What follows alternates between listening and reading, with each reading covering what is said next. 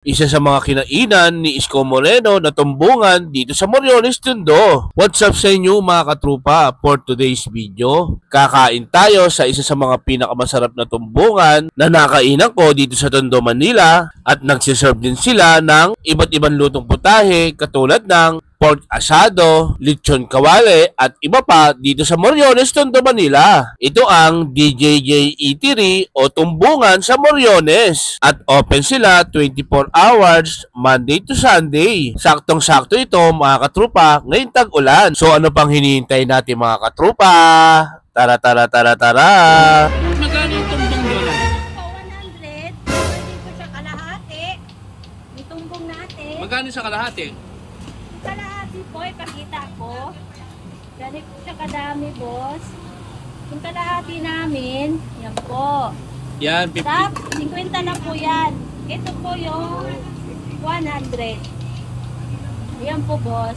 Yan ang 100 Yan yan. ang 100.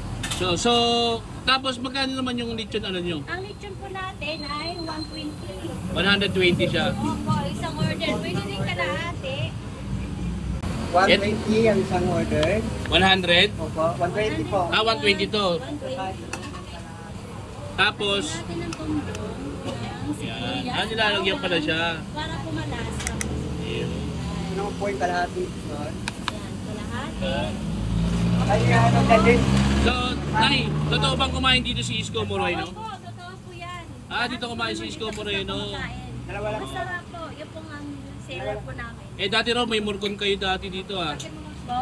Dati may murkon din kayo dati. Opo, meron po. So, yan na natin. Kayo, kain na po kayo dito sa tumbungan ng JJJ. Anong oras kayo nagbubukas, Nay? Ano po, 24 hours po 7 kami. po. At ito naman yung mga salsa ng ating lechon. Ito yung sarsa. Lechon na malutong po. Rapid pagkakita. Trupa, tumbungan sa Moriones. So, worth 100 pesos lang yung ano niya, mismong tumbong niya. Yan. Yan. So, tikman na natin siya. So, along Moriones lang to. Actually, katabi lang to. Nung ano, yung isa natin na vlog na tumbungan din. So, yan. Tikman na natin siya.